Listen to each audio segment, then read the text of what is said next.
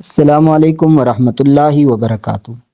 کیا آپ نے کبھی سوچا ہے کہ ہم اپنے بچوں کو ہر ظاہری خطرے سے بچانے کی کوشش کرتے ہیں؟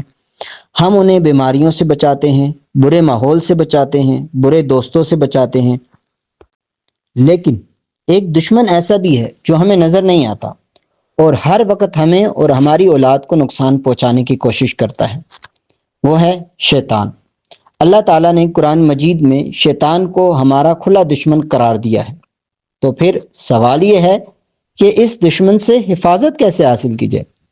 اس کا جواب ہمیں نبی کریم علیہ السلام کی تعلیمات میں ملتا ہے۔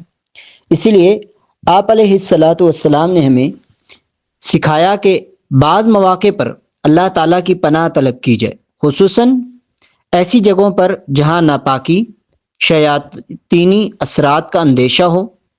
خاص طور پر واش روم میں داخل ہوتے وقت یہ دعا پڑھیں: بسم اللہ اللہم انی اعوذ بک من الخبث والخبائث۔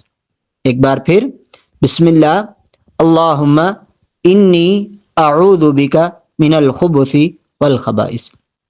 یہ چند مختصر الفاظ ہیں، لیکن اللہ تعالیٰ کے حکم سے حفاظت کا ایک عظیم ذریعہ ہیں۔ اپنے بچوں کو بھی یہ دعا ضرور سکھائیں، کیونکہ جو دعا بچپن میں زبان پر آ جائے وہ زندگی بھر ساتھ رہتی ہے۔ اور یاد رکھیے، شیطان انسانوں کو اس کے رب سے دور کرنا چاہتا ہے، دلوں میں نفرت پیدا کرتا ہے، رشتوں میں دراڑیں ڈالتا ہے اور محبتوں کو کمزور کرتا ہے، جبکہ اللہ تعالی ہمیں محبت، خیر خواہی، صلہ رحمی اور دلوں کو جوڑنے کی تعلیم دیتے ہیں۔ اسی لیے ہمارا یہ سفر صرف معلومات پہنچانے کا سفر نہیں ہے، بلکہ دلوں کو اللہ تعالیٰ سے جوڑنے اور بندوں کے درمیان محبت پیدا کرنے کا سفر ہے۔ کیونکہ جب ایک دل اپنے رب سے جڑ جاتا ہے تو وہ بہت سے دلوں کے لیے ہدایت، خیر اور محبت کا ذریعہ بن جاتا ہے۔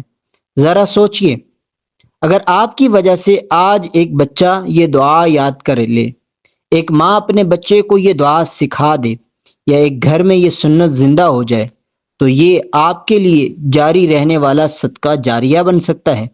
اسی لیے اس پیغام کو اپنے دوستوں، رشتہ داروں اور گھر والوں تک ضرور پہنچائیے۔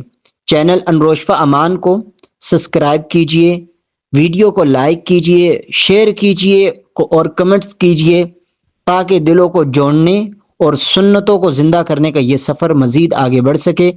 اللہ تعالی ہمیں اپنی پناہ میں رکھے، ہمارے دلوں کو اپنے ساتھ جوڑے رکھے اور ہمیں خیر، محبت اور دلوں کو جوڑنے کا ذریعہ بنائے، اور اللہ تعالی ہمیں ہر قسم کے شر سے محفوظ و مأمون فرمائے۔